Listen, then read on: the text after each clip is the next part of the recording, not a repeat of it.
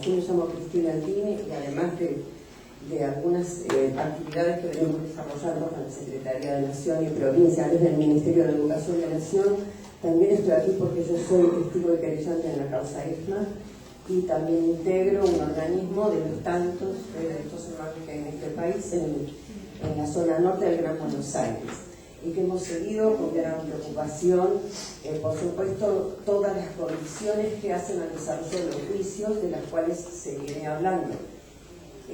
Simplemente yo quiero decir dos cosas que por ahí me resultan significativas con la mirada que tenemos nosotros, desde el organismo que pertenezco y con mis pares, también testigos y querellantes, algunos de ellos que compartimos una mirada. Una tiene que ver con el tema de la publicidad que se mencionó. Y para eso yo me retrotraigo a lo que decía Víctor de Genaro. Hoy se llegó a estos juicios yo comparto eso por lo menos, porque el arduo, incansable trabajo de los organismos y también por un consenso social que a veces nos cuesta reconocer, somos parte de un pueblo, con todas sus contradicciones, las tenemos nosotros mismos, pero esto creo que es una verdad. A esto se llegó también con ese consenso social. Y estos juicios también se tienen que desarrollar con el conocimiento de la sociedad y como sea el acompañamiento de una sociedad que los trajo hasta acá. Y para eso tiene que haber publicidad de los juicios. De lo que está pasando en Córdoba, histórico, el juicio Benjamín Menéndez, sea como sea, un juicio es verdad, es poco, pero es impresionante lo que está pasando en Córdoba. No nos enteramos nosotros que estamos en este tema. Y la gente que va por la calle y los chicos que van a la escuela y hablan del tema de derechos humanos y que tanto se hace en distintos ámbitos para que así sea, no se enteran que hay un juicio a Benjamín Menéndez. Creo que esto es un tema. Y otro, para ser breve, es el tema de la necesidad imperiosa de la investigación, de que se haga inteligencia que acompañe el desarrollo de los juicios. Inteligencia que tiene que ver, que ya se mencionó acá, es simplemente remarcarlo. Inteligencia que tiene que ver con tener un mapeo de la situación, no solamente de las causas, de los represores, qué pasa con los represores hoy en los lugares de detención, dónde están, con quiénes se entrevistan, qué información les llega. Nosotros tenemos menos información de ellos de la que ellos tienen de nosotros estando presos. Porque por algo pasó todo lo que ha pasado, ni que hablar, porque Julio López y también la muerte, asesinato o lo que sea de Febres. Que no puede ser un dato menor. Nosotros tenemos que tener una investigación que sistematice, una tarea de investigación que sistematice los datos que hay sobre qué pasa con cada testigo. Hoy los compañeros de las causas, por ejemplo, del Campo de Mayo, tienen 2 o 3 amenazas semanales de todo tipo, unas más solapadas, otras a veces no se dan a publicidad porque no se quiere, ¿no es cierto?, alarmar, pero esta es la realidad y eso no hay quien lo mire y quien lo sistematice. Y si no hay investigación, nosotros en ese sentido estamos caminando a ciegas hacia juicios que queremos que sean significativos y unificados, ¿sí? Y que para eso sabemos que eso va a ser duro, ¿sí? Que si hasta el día de hoy, con los juicios que se han desarrollado, tenemos estos hechos, tenemos que prepararnos, tenemos que tener, digamos, las investigaciones y las acciones que nos ayuden a transitar instancias más complejas que las actuales, que las estamos buscando. Así que, bueno, en ese sentido es un poco la reflexión. Y la pregunta también, ¿qué hacemos desde el Estado? ¿Qué medidas concretas se tienen previstas que tienen que ver con estos temas? Que tengan que ver. Gracias. Bueno, yo soy de la Casa de la Memoria de Mendoza y hace poco, bueno, creo que no hace falta, hace poco una causa de un compañero del año 1975 que fue asesinado por un grupo de la Policía Federal y algunos civiles, fueron detenidos varias personas y un federal que es el que confesó estuvo detenido y él y su familia fueron amenazados. No se hizo ningún tipo de medida para protegerlo a él y a su familia, se desdijo y la causa se cayó.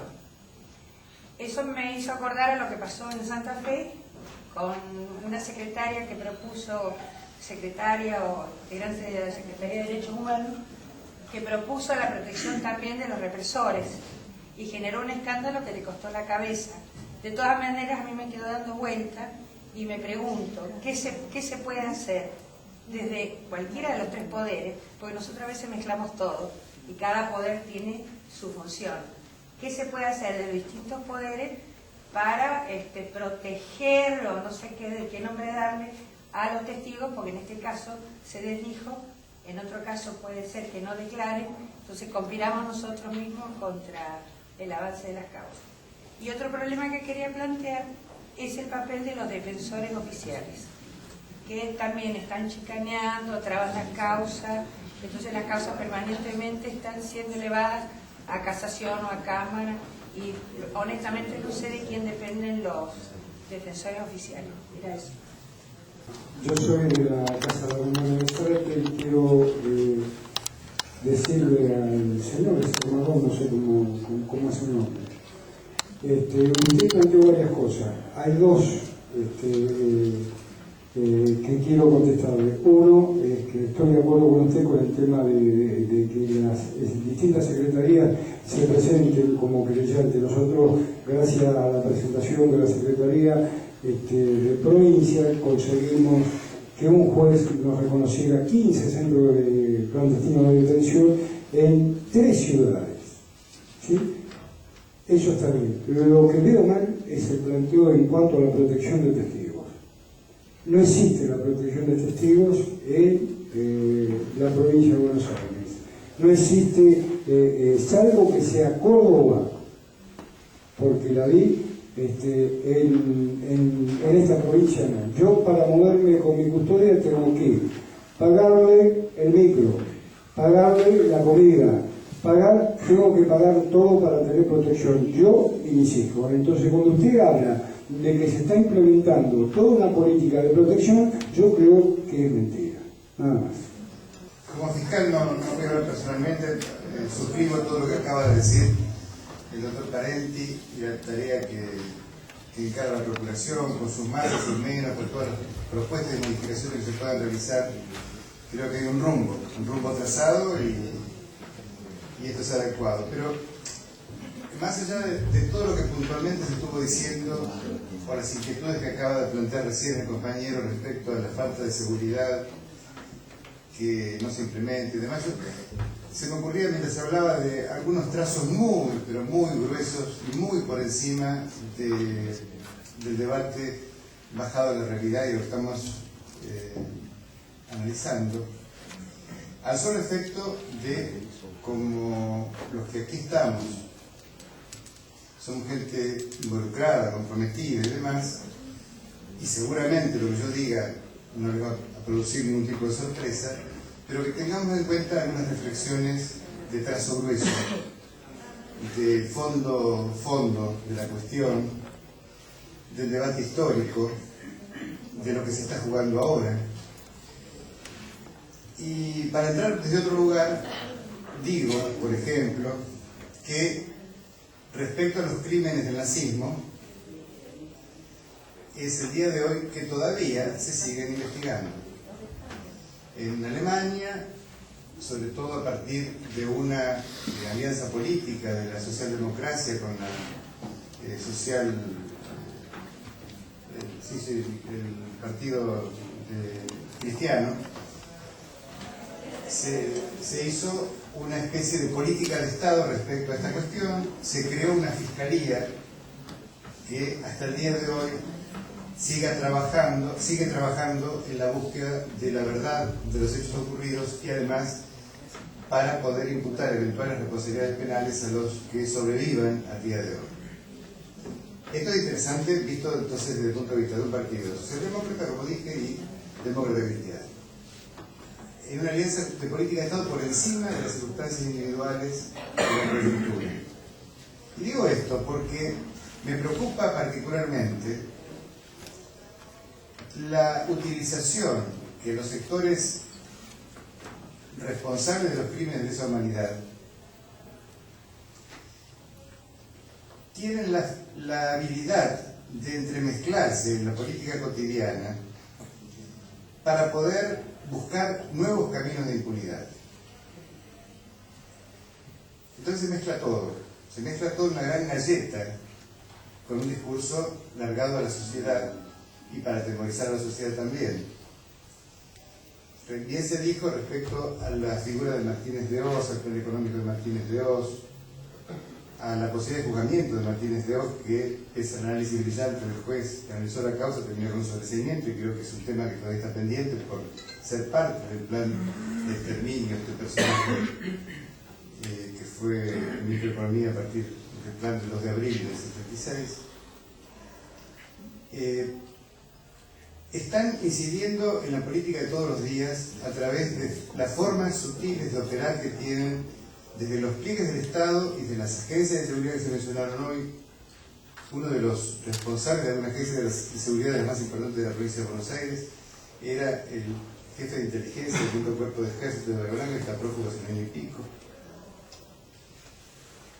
Los archivos famosos que se habla de generar una ley o un anteproyecto de ley para poder conocer qué archivos tenemos, creo que son materia disponible al alcance del Estado, y que más allá del instrumento legal, que me parece bueno tenerlo, más allá del instrumento legal, acá hay una pulsión política, a ver quién tiene realmente el poder de acceder al archivo o quién no tiene el poder de acceder al archivo. Yo he conversado cuando asumió el gobierno de la Rúa con el general Brinsoni, que venía con el perfil del buen general que quería continuar con la política de colaboración con la justicia, etc. Y me dijo en una conversación que tuvimos en Bahía Blanca que no existían archivos en las dependencias militares, pero que él no me negaba la existencia fue muy sutil, en alguna caja fuerte de algún general. Es decir, implícitamente lo admitió, o explícitamente lo admitió. Dijo, no lo tengo yo en mis cuarteles, está guardado. Y el almirante Estela, que era en ese momento comandante de operaciones navales, cuando conversé, luego fue el jefe de Estado Mayor de la Armada, le planteé también a caso quitado, ustedes tienen que ver las nóminas de desaparecidos, es uno de los aportes fundamentales que tienen que realizar. Y bajando la mirada me dijo, pero es tan difícil, doctor, es tan difícil. No, para esto voy a decir, la tenemos, pero no sabemos cómo o cuánto, o si nos tiran por la cabeza si las damos. Es decir, está. Ahora, el presidente de la Nación, comandante jefe de las Fuerzas Armadas, hoy día formalmente en la Constitución Nacional, y el otro jefe de Estado Mayor, ¿puede dar la orden de decir traigan el archivo para acá? Esta es nuestra realidad política. Yo creo que esto tenemos que analizarlo, verlo y tenerlo en el análisis de luego hacer la instrumentación. Hablamos acá de contrainteligencia o de la inteligencia de los grupos operativos que siguen operando interactivamente entre los de adentro, me refiero adentro de la estructura del poder del Estado, y los de afuera, retirados, que siguen trabajando en la agencia de seguridad y que están trabajando y operando y nos están observando, nos están mirando, nos están escuchando. Quizás tenemos algún grabador, algún micrófono que está siguiendo. ¿Y nosotros qué hacemos desde nuestro lugar de reparación histórica, de búsqueda de la verdad y de la tarea del terrorismo de Estado? Hay un programa de verdad y justicia, no había fondos, no se instrumentaba, no se ponía en marcha, eran pocas personas. Bueno, creo que estos trazos gruesos que estoy marcando acá, es el solo efecto, insisto, de que lo tengan ahí como algo fresco, más allá de lo que después trabajemos cada uno. Se pone el teléfono, la alarma, el disparador para que venga alguien a auxiliarnos. Es muy simple para un grupo operativo fijar un blanco y bueno, tirarlo al sacón o no tirarlo, solamente secuestrarlo y ya con eso generar el pánico. Y no llegan a más porque creo que están midiendo la fuerza y están tratando de no quedar aislados del conjunto de la sociedad que los está mirando. Y por eso, y en esto quiero ser muy delicado y sutil para que nadie interprete que asumo una actitud política partidista o de defensa de la política del gobierno, pero sí quiero decirlo, hay que mirar cómo se entremezcla todo esto que estoy mencionando de los grupos retiro efectivo, retiro activo o en actividad dentro del círculo del Estado, cómo operan en un problema de pulseada de poder, porque no es otra cosa, en el tema del campo, en el tema de los cortes de ruta, en una especie de sublevación popular inducida desde sectores que pueden tener demandas gremiales específicas, demandas sectoriales, demandas económicas, pero con el cruzamiento de todo el apoyo logístico de sectores que buscan otra cuestión desestabilizadora. Insisto, esto es para la mirada profunda, más allá de asumir un comportamiento crítico hacia el gobierno, favorable, no me interesa el tema. Me interesa verlo desde esto que estamos analizando, y lo dije a la mañana, el tema de derechos humanos, que lo dice Laura permanentemente, está por encima de los gobiernos, está por arriba de todo, nos tiene que opinar, es la marcha que dijo de Llenaro, que mencioné yo también del 24 de marzo del 76, al juicio del 20 en el 96, que genera los juicios en el exterior. Si no, va a instalarse el discurso que se está instalando sutilmente y de a poquito, de revertir la mirada hacia las víctimas como los culpables de toda la historia. Entonces, bueno, ¿y este testigo era montonero? ¿Era del LER? ¿Era informante? ¿Era colaboracionista? ¿Qué era? Los montoneros están en el poder, los gobiernos montoneros. Es decir, uno puede ser distraído y no poner en palabras todo esto explícitamente, porque por así no es políticamente correcto. Pero se está metiendo, se está instalando permanentemente, y la mirada se quiere desviar hacia las víctimas.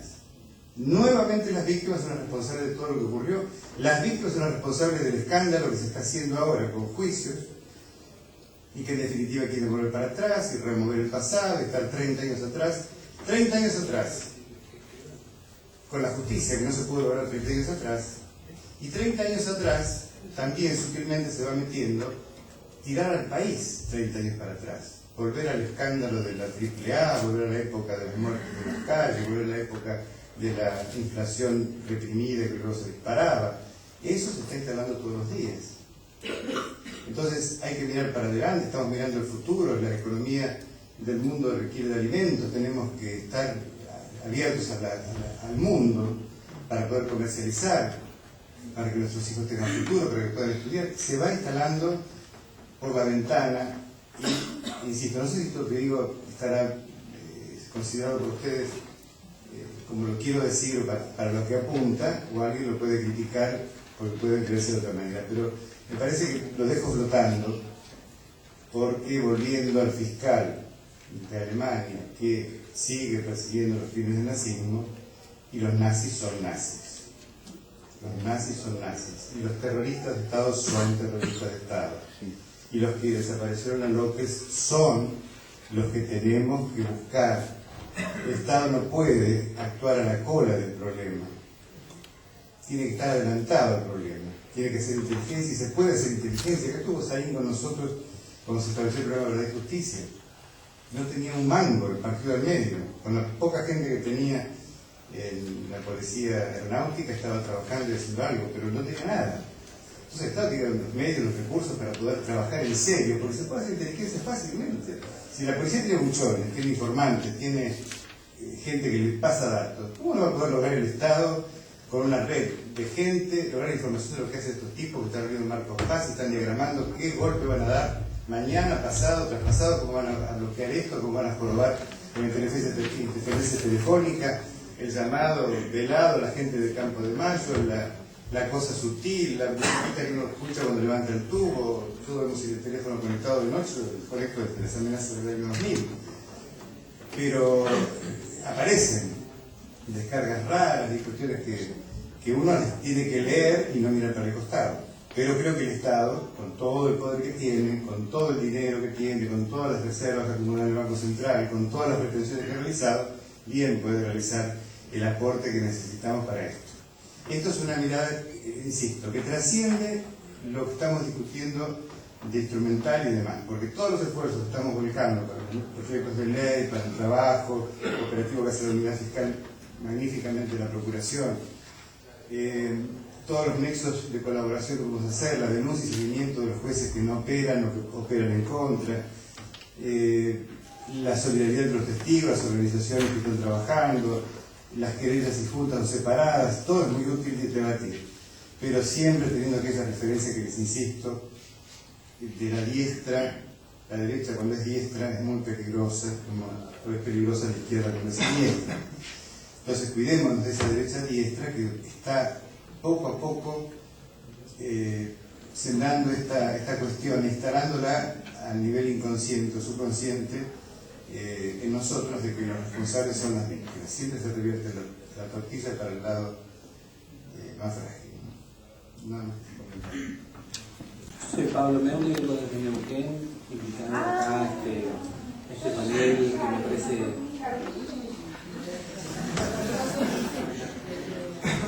muy interesante, más allá de todas las temáticas que se tiran arriba de la mesa y que parecen como grandes temas inabordables, ¿no?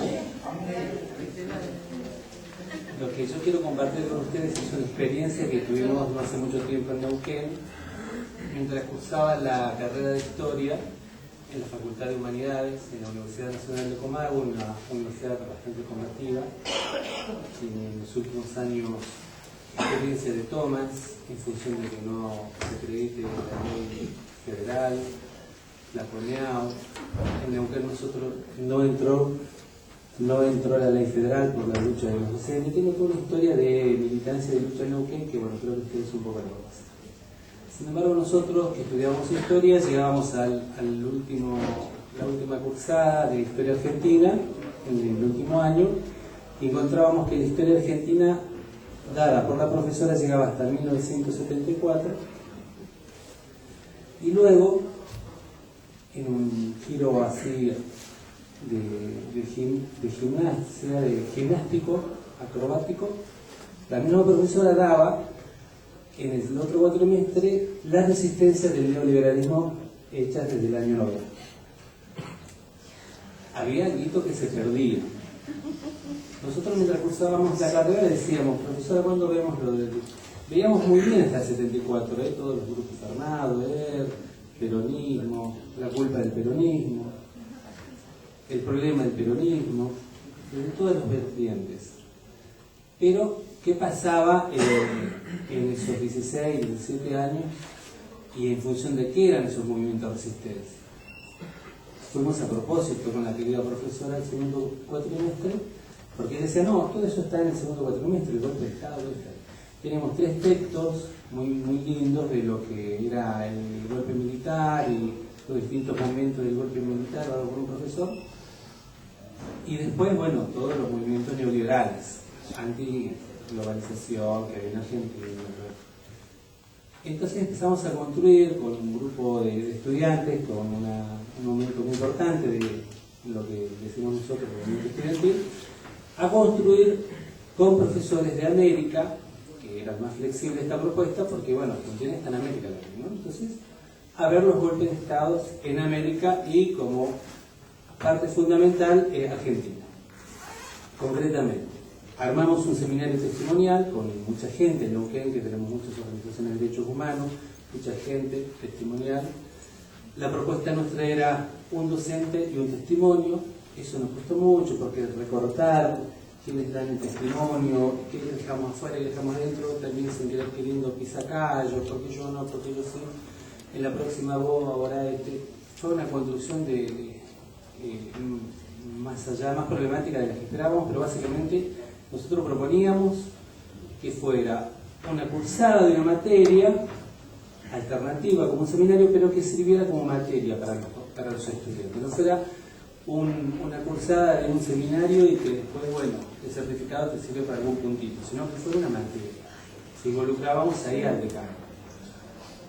Y eran los 30 años de las Madres de Plaza de Mayo, entonces era un homenaje a las Madres de Plaza de Mayo. Cuando lo llevamos al Consejo Directivo le dijimos, o lo aprobamos o venimos con las madres. No, por favor, lo vamos a probar.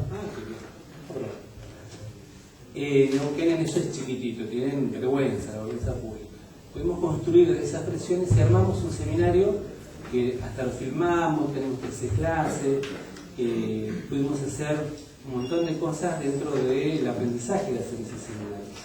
En concreto, nos encontramos que en el año 2007 la Facultad de Humanidades, con 6 carreras, filosofía, historia, geografía, letras y otras más de menor grado, tenían anotados 120 estudiantes.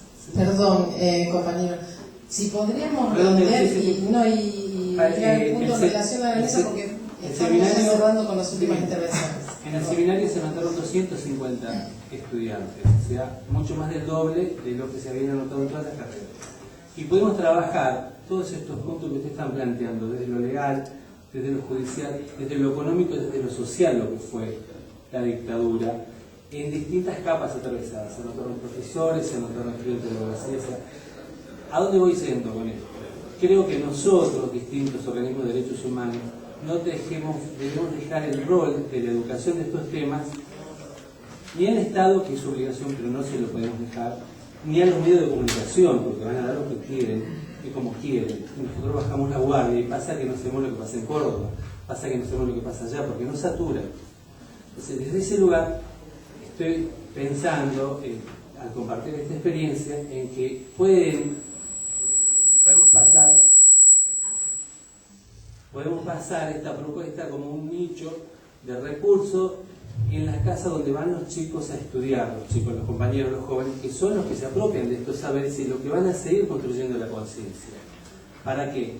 Retomo la frase que Jaime decía de Martín Fierro: el fuego para calentar viene desde abajo. Bueno, tenemos que empezar a nosotros sernos responsables de que la sociedad también se involucre de la mejor medida en estas cuestiones y no delegar ese error en otros.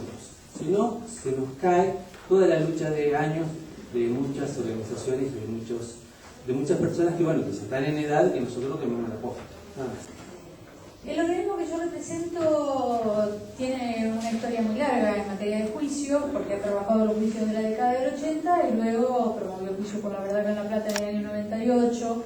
Somos fundadores de la Red Nacional de Abogados en el año 2000 y bueno, somos los primeros estudiantes que nos presentamos en causa acá en La Plata y venimos trabajando en este sentido desde hace muchísimos años, ¿no?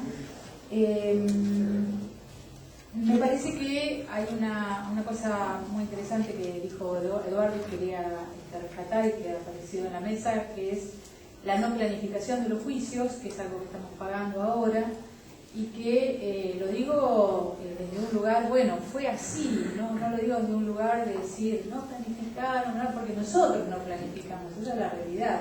El juicio a Fonberry, el juicio de Checolasta, injustamente criticados por ser juicios individuales, fueron fruto de experiencias que se hacían previo a la anulación de las leyes para derribar el muro de la impunidad, para intentar encontrar fisuras en el muro de la impunidad. En ese momento en realidad no era para derribarlos, era para intentar encontrar fisuras.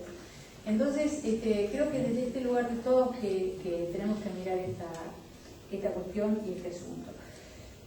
Me parece que las estrategias en función de los juicios en este momento tienen para nosotros dos vertientes. Por un lado, nosotros tenemos que aprovechar los juicios para instalar la necesidad del juzgamiento. Y digo instalar de verdad, porque yo creo que estamos en una coyuntura política favorable para los juicios, estrictamente, con la misma preocupación, con los mismos pruritos con que habló Hugo, hablo yo. Estamos en una coyuntura política favorable y tenemos que aprovechar la coyuntura favorable para instalar la necesidad de los juzgamientos para que estemos dentro de 40 años como los alemanes persiguiendo nazis, ¿no? Porque yo realmente no creo que esté instalado. La verdad es que no lo creo. Me parece que es una coyuntura. Digo, hay un trabajo de Mariana Caviglia que se llama Dictadura, Clases Medias y Vida Cotidiana, algo por el estilo, que explica de qué manera la dictadura se infiltró a través de los resquicios que la vida de la clase media le dejaba. La clase media sigue siendo más o menos la misma, seguimos siendo más o menos los mismos. Y uno anda en taxi, en colectivo, y habla con la gente y sabe que también un poco vivimos en una burbuja y tenemos que trabajar muy fuertemente aprovechando esta coyuntura política favorable, como ocurrió con el juicio con Garnech aquí en La Plata, que durante el juicio con Garnech yo creo que había un consenso amplísimo y real de la necesidad de que fuera condenado. Pero no nos pasa en todos los casos. Entonces, hay un desafío hacia afuera, muy fuerte, con una grandísima responsabilidad de nuestra parte de no encerrarnos en nuestras propias mezquindades cotidianas, sino hacer verdaderamente política a partir de los juicios. Y hay un desafío hacia adentro de la estructura de los juicios que yo resumiría en concentración, celeridad y profundidad, para que ninguna de estas prioridades atente contra ninguna de las otras. Creo que es muy grave, y acá se ha dicho, la actitud de muchos jueces, concretamente, que desguazan las causas, que las desarman. Esto pasa en Campo de Mayo, pasa en Santiago del Estero, pasa en Salta, pasa en muchísimos lugares del país. Esto es muy grave y es uno de los problemas más difíciles de abordar. Nos encontramos porque realmente tenemos un Consejo de la Magistratura que es una especie de elefante imposible de movilizar o muy difícil de movilizar. Y sí, es cierto, todos decimos que hay que denunciar, pero la verdad es como denunciar que te roban la billetera en la calle. Llega un momento que uno se cansa. Entonces, pensemos, me parece, en reformas de fondo, pero además en que sea la política la que nos lleve a obtener la fuerza suficiente para presionar a estos jueces y decirles, usted tiene que cumplir con su deber, porque si no van a pagar un precio. Tenemos que ser capaces de juntar fuerzas para hacerle pagar un precio a estos jueces que son un problema, que no son todo el problema. No quiero, por supuesto, centrarlo en eso, ¿no? Bueno, eso es más o menos lo que yo quería tratar de aportar al debate. Gracias. Básicamente son unas preguntas. Sí, yo soy Gloria Vicenzo de la Comisión Provincial de la Memoria de Córdoba. Una de las preocupaciones con respecto a los niños apropiados, ¿no? En el transcurso de los juicios debieran salir al menos líneas o indicios de investigación, y es como que, al menos en Córdoba, no hay nada, ¿no? En Córdoba se sabe que son muchos casos de mujeres que han tenido sus hijos o han sido detenidas al momento de su secuestro, estaban embarazadas. La preocupación es posible que desde el Estado se busque la forma de que a través del Registro Nacional de Identificación de las Personas o en la parte de adopción de los niños, tener una vía rápida, de hacer un muestreo de los niños nacidos y adoptados, sobre todo, o de los hijos, de todos los hijos de los miembros de las fuerzas de seguridad y de las Fuerzas Armadas. Hay una unidad especial de investigación que funciona en la Secretaría, que trabaja específicamente ese tema, que ha hecho todo eso y que sigue investigando todos los casos. Si cualquier inquietud que tengas, te puedes acercar y te pueden informar, porque trabajan en casos de todo el país, no solo de Claro. No se sabe, por ahí es cierto que hay muchas cosas que no se sabe que se hacen y que hay un desconocimiento de que están en marcha y la gente no sabe a dónde recurrir. Existen, sí. Bien. Y lo otro con respecto a los grupos que han actuado, como el caso de Julio López o de los otros compañeros, yo creo que se trató, en el caso de Julio López, creo que fue en gran medida, así como se está planteando que no estábamos, preparados para la prosecución de estos juicios, en algún sentido tampoco estábamos preparados para las probables cuestiones que aparezcan, como fue precisamente el secuestro, ¿no?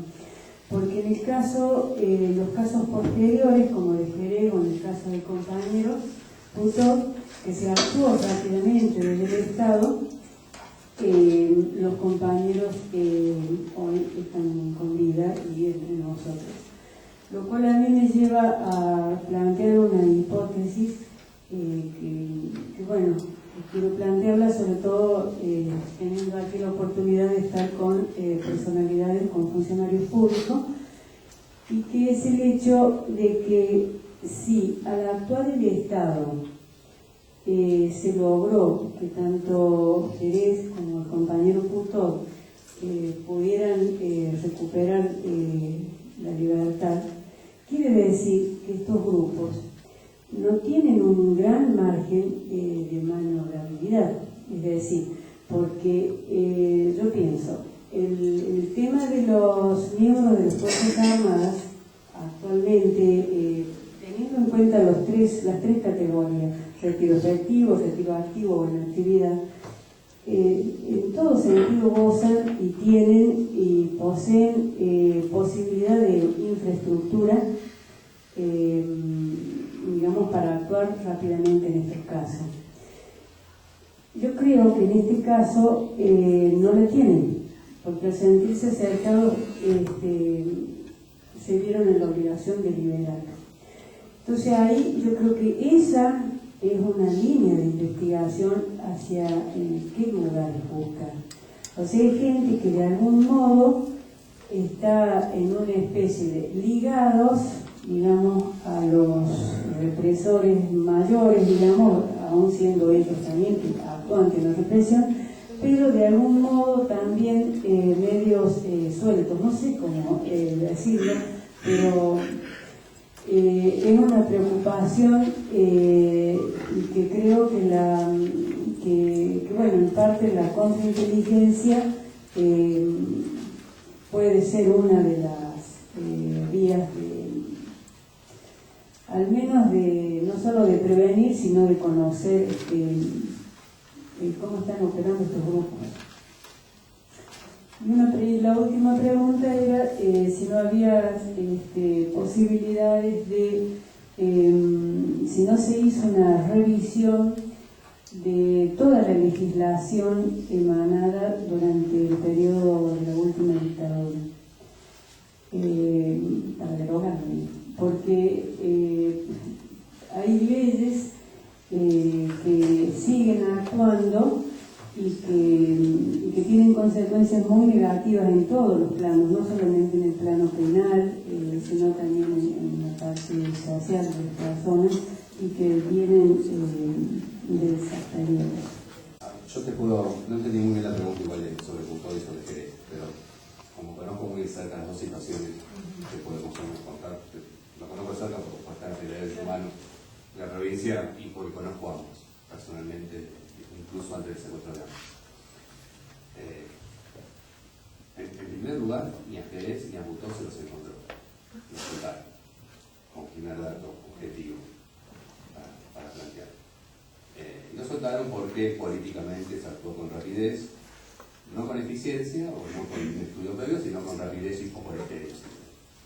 Pero en última instancia, en ambos casos, en el caso de Putó aún más, tanto el ministro de Seguridad como el gobernador que siempre en el centro en el lugar, me consta, y estaban realmente preocupados por la situación. Pero los soldados no los encontraron, eso no está. La pregunta sería en todo caso en qué estado está la investigación en relación al lugar donde fueron secuestrados, el lugar de cautiverio, y quiénes son los autores materiales e intelectuales de ese secuestro y de las torturas que sufrieron. Está Juan acá, le pueden preguntar, él fue golpeado y fue interrogado. Claro, para aclarar. Yo también pienso que es soltable, y a eso apunto precisamente a que ante la acción rápida del Estado, valoro eso. Lo que digo es que eso déjame continuar. Porque la segunda parte del rescate está vinculado a cómo están llevando adelante las investigaciones. Y ambas investigaciones tienen sus particularidades que están en manos de la justicia, por más que haya fuerzas del Estado que deban investigar y que capaz que no aportan todo lo que deberían aportar o no ponen la fuerza que deberían poner en esa investigación. pero solo te hago un pequeño relato muy sintético de las dos situaciones judiciales de esas causas, para que te des una idea de la imposibilidad material de investigar. En la causa por el secuestro de Jerez interviene todavía, con la causa está abierta, a pesar de que la fiscal de tiempo la quiere cerrar, una UFI descentralizada provincial de Escobar, que básicamente responde políticamente a Patti. En ese momento no estaba detenido. La fiscal en principio apuntó a la investigación al entorno personal, familiar y de amigos de Luis Jerez. Para que resumir, la Secretaría aportó un abogado que colabora con la Secretaría de Administración de Luis Jerez y logró, por lo menos en esa etapa, que la investigación esté orientada hacia otro lugar y no hacia el entorno de Jerez. Y digamos, esa fue la única conquista, de que no se haya investigado al entorno de Jerez. La causa está ahí, dormida, y a la espera de que alguien lea los múltiples papeles que hay de escuchas telefónicas. Cajas y cajas y cajas de expedientes que todavía nadie se puso a leer. Calculo que nadie se va a poner a leer. No. Una fiscalía provincial descentralizada. En el caso de Puto, en principio intervino también una fiscalía de Zárate.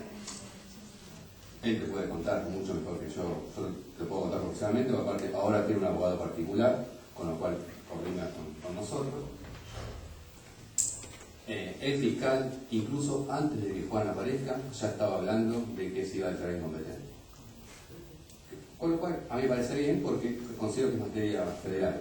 Pero, para que te des una idea, la actitud del fiscal, apenas tener la causa, ya estaba pensando en sacarse de encima. Efectivamente, aparece Juan y inmediatamente se declina su competencia, el juego de garantía provincial también acepta, y envía la causa al Juzgado Federal de San Martín, porque la causa de secuestro debutó en el año 76, actualmente también de San Martín. Tanto el fiscal federal de San Martín Sica como el juez Suárez Arau, por razones de territorio, declina su competencia en favor de la jurisdicción federal de Campana. El fiscal federal de Campana, subrogante, no me acuerdo el nombre, subrogante, dice que es prematuro que la causa pase a la justicia federal. El juez de Campana, Renato Márquez, acepta la competencia, a pesar de ese criterio.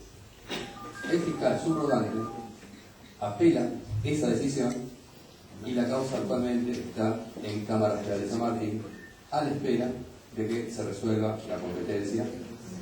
Si la Cámara Federal de San Martín resuelve en favor de la justicia federal, seguramente va a quedar en Campana.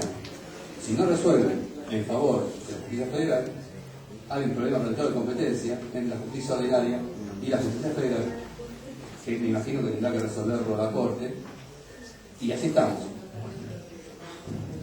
Mientras tanto, la causa la tiene la Fiscalía, se investiga, si querés, en otro momento preguntarle a Juan todas las denuncias que él hizo sobre un auto que él pudo visualizar y que no se lo encuentra, no se lo busca. Pero si eso es eso. Yo quería decir una sola cosa respecto del tema de si hay o no que legislar. Yo creo que en realidad hay cuestiones que se puedan legislar sin afectar para nada las garantías constitucionales de los procesados. Una de ellas es el tema de la publicidad.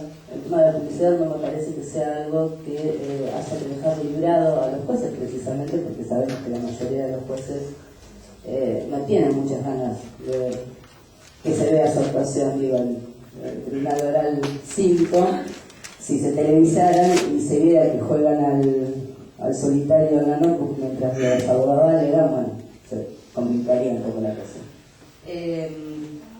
Por un lado, la cuestión de la publicidad, por otro lado, sí, también creo que se puede legislar respecto de la incorporación, aunque es cierto que no es necesario, pero es cierto que si no lo incorporamos también queda librado a los jueces. La incorporación por lectura de los testimonios prestados previamente. Y en los dos temas hay un anteproyecto que presentó Rosansky, que no sé qué, se lo presentó al Poder Ejecutivo Nacional, no sé si lo han elevado o qué, que hablaba precisamente de la incorporación por lectura en los casos donde los testimonios no hicieran referencia directa a los imputados, sino que fueran testimonios que tuvieran que ver con contexto y demás.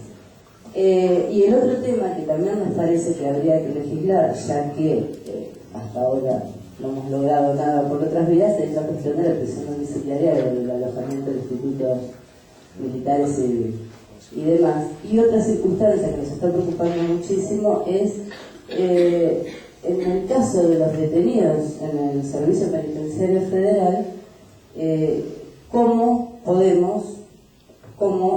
se toman determinadas resoluciones que no dependan exclusivamente de los jefes de servicio penitenciario. Nos ha pasado ahora, estuvimos 3 semanas para confirmar que uno de los detenidos, Fiorillo, en la causa comisaría Quinta, se había muerto. Nos enteramos por la necrológica del diario y el juez se enteró 3 semanas después.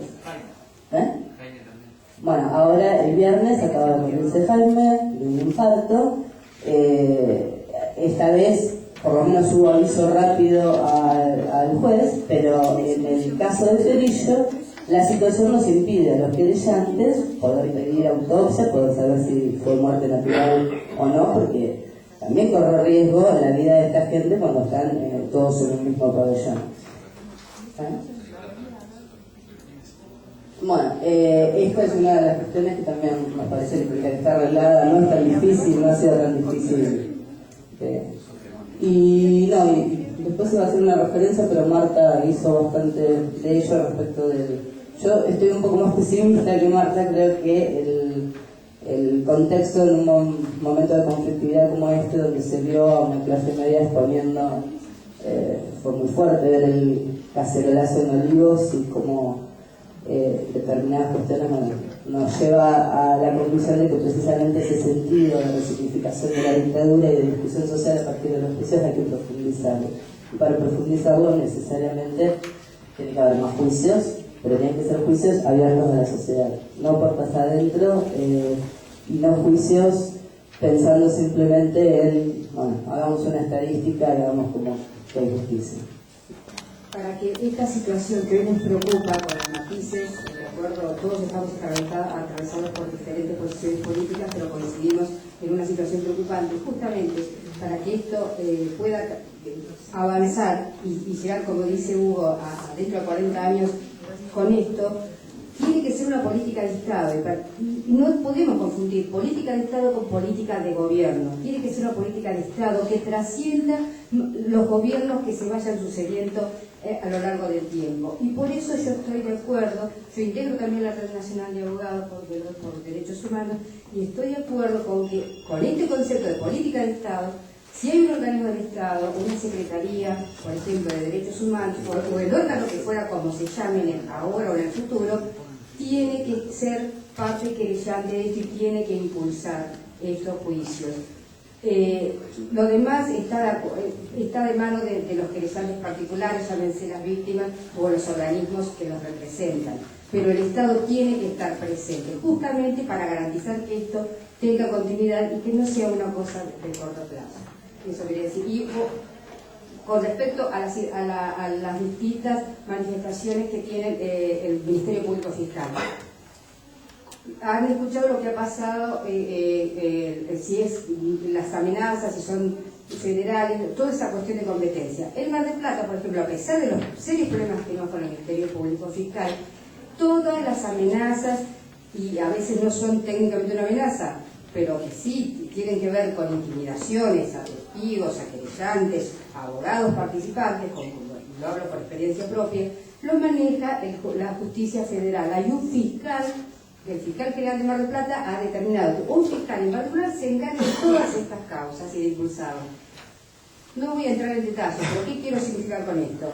Que más allá de lo que el fiscal, el Procurador General de la Nación haya dicho en algún momento determinado, evidentemente depende de cada lugar y el impulso que les dan también los interesados para provocar determinadas resoluciones de parte de la justicia. Entonces, la justicia, vivimos en un régimen federal, el Poder Ejecutivo no puede presionar al Poder Judicial, pero las organizaciones civiles y políticas sí pueden. Y ahí es donde está también el compromiso militante de cada uno de nosotros, donde esté actuando.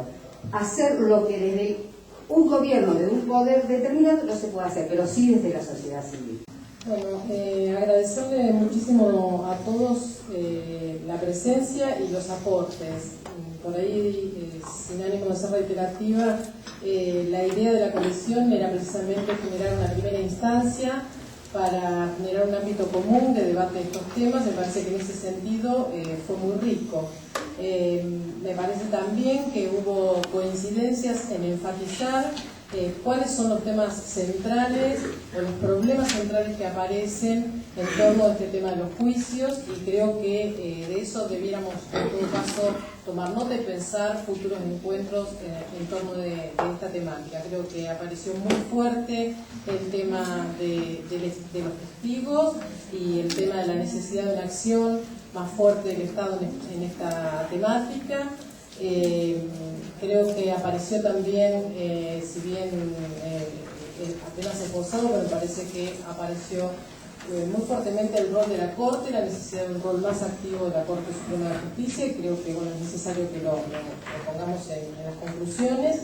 Y también esto que tiene más que ver con la publicidad de los juicios en sí mismos, pero también con ese sentido de legitimidad en la sociedad, como de algún modo sustentar socialmente con una mayor base de sustentación esta lucha contra la impunidad, con una mirada más hacia el futuro, y me parece también que eso de algún modo es algo que puede mantenernos y encontrarnos en una acción conjunta.